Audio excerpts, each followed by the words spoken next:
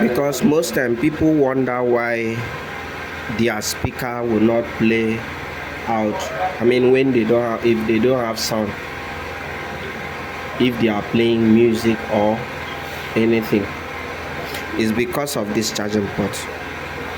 I discovered that nearly all the small Itel Android phones like this, their charging port is very quite different with other charging ports.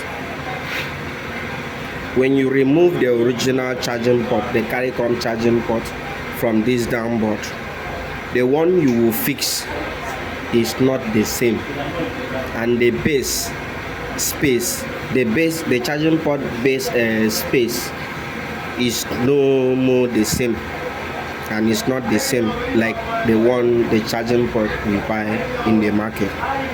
Unlike me, in my area, the particular charging port for all these phones like Itel A60, A70 and A631 like that, like this one,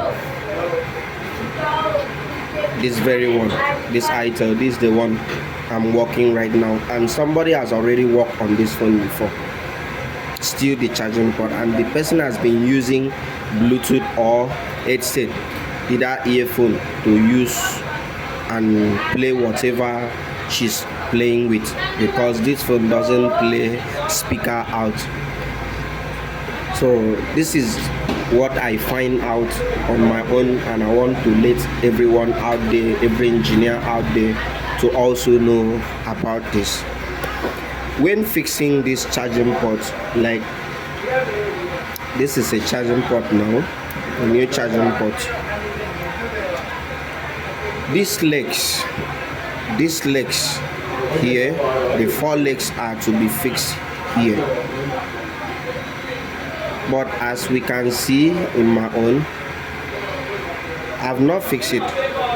The space, if this one will enter, this one will not enter the space, because the length and the limit of the charging port, the legs is not the same. The space, the length from here to here of this charging port is not the same with the CARICOM charging port here.